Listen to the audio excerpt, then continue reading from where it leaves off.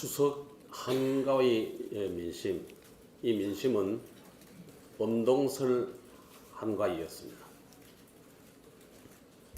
경기가 나쁜 건 옛말이고 아예 사라져 버렸다. 18년 채소 가게 했던 사장님, 40년 생선 가게 했던 사장님 모두 추석 경기는 옛말, 손님이 절반 가까이 줄었다고 보면 된다.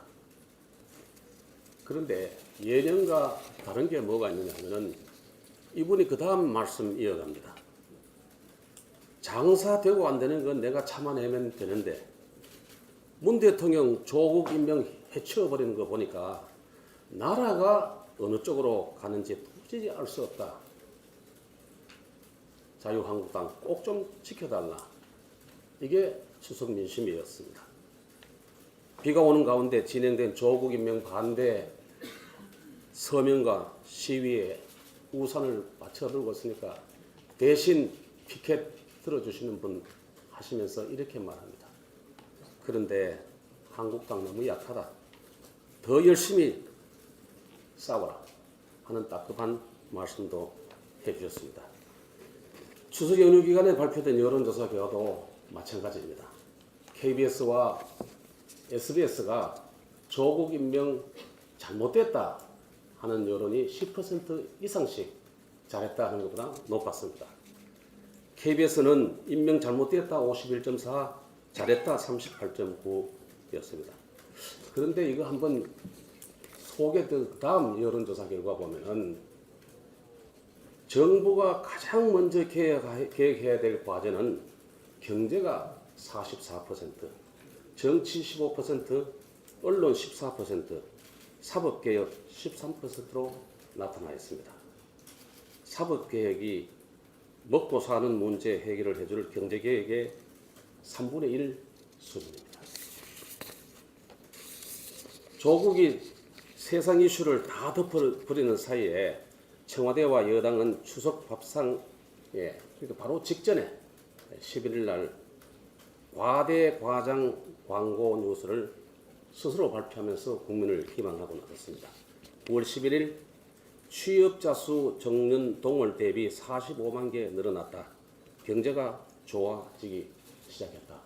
그런데 국민은 금년에 작년보다 45만 개 늘어났나 이렇게 생각하시는데 작년 8월에 비해서 금년 8월이 45만 개 늘었는데 작년 8월 숫자가 거의 제로인 숫자인 2,500개만이 늘어난 겁니다. 그러니까 2년 동안에 45만 개가 늘었다. 이렇게 보시면 되고 1월부터 8월까지 쭉 늘어난 숫자는 이전 정부의 반 조금 넘는 수준이다. 이런 말씀을 드리겠습니다. 기저효과라는 건데 이거는 어떤 나라가 전쟁 동안에 계속 마이너스 성장하다가 그 다음에 전쟁 끝나고 난 뒤에 10% 성장하면은 경제가 제대로 돌아왔다. 이게 아닌 것과 마찬가지입니다. 그런데 45만 명도 45만 명인데 내용에 들어가 보니까 역시 지금까지하고 똑같습니다. 60세 이상이 90%가량 되는 39만 명이 늘었습니다. 경제 허리인 30, 40대는 13만 6천 개 줄어들었습니다. 하루 3시간 정도 일주일에 17시간 미만 일하는 일자리 27만 개가 늘어났습니다.